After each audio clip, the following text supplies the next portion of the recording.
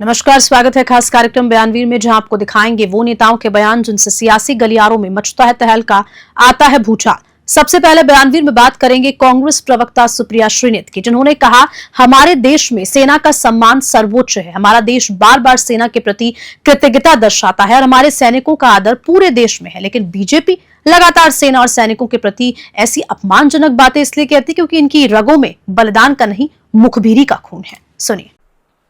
लेकिन एक सवाल उठता है कि हमारे देश में जहां पर सेना का जो सम्मान है वो सर्वोच्च है, जहां पर बार बार पूरा देश कृतज्ञता स्पष्ट करता है, जहां पर जब छुट्टियां कैंसिल हुई और जब सैनिक अपने अपने बेस पे जा रहे थे तो उनको इस देश के आम नागरिक पानी पिला रहे हैं, उनके ऊपर पुष्पों की वर्षा कर रहे हैं। बीजेपी ऐसा क्यों करती है? बार बार ऐसा क्यों करती है? जिस ऑफिसर को देख के इस देश की आधी आबादी और बाकी सब लोगों का सीना गर्व से तन जाता है, उसके लिए इतनी नीच बात क्यों कहते हैं बीजेपी के लोग?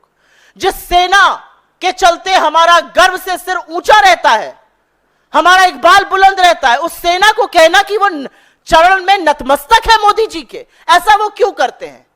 क्योंकि बीजेपी की रगों में बलिदान का नहीं, मुखबिरी का खून है।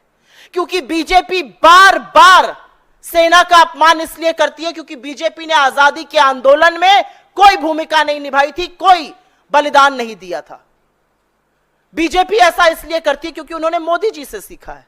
खुद मोदी जी भी तो कहते थे कि एक व्यापारी के अंदर एक सैनिक से ज्यादा साहस है, और आज वही बात उनकी पार्टी और उनके लोग बार बार दोहरा रहे हैं। असलियत तो यह है कि यह वही पार्टी है, यह वही सरकार है जिसने गलवान में हमारे 20 जाबाजों की शहादत के बाद यह कहा कि कोई घुसा हुआ नहीं था। उनके सर्वोच्च बलिदान का चीन से बदला लेना तो बहुत दूर की बात है। मोदी जी ने तो और उनकी सरकार ने तो चीन से इतना व्यापार किया कि $100 बिलियन का ट्रेड डेफिसिट ही कर डाला, भर भर के चीन को व्यापार दिया।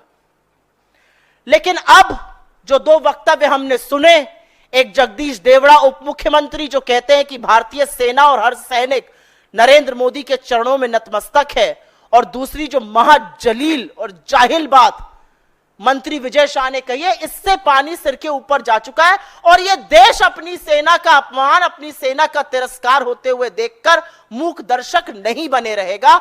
हम मूक दर्शक बनने को कतई तैयार नहीं है।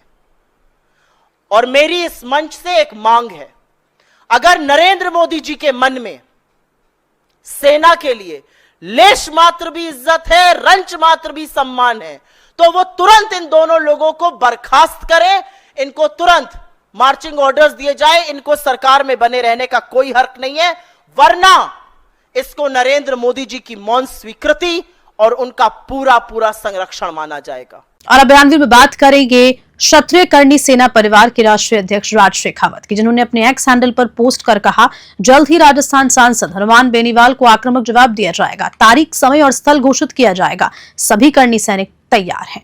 जय छात्रधाम। सुनिए।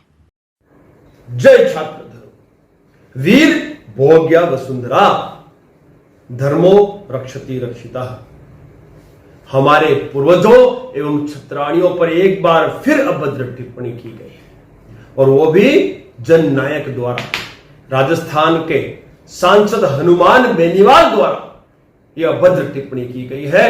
शीघ्र ही घोषणा की जाएगी, इसे मुंह तोड़ जवाब देने की। तैयार रहे सभी कर्णी सैनिक। जय छात्रधर्म, जय मां भवानी। और इसी के साथ बयानवीर में इतना ही। नमस्कार।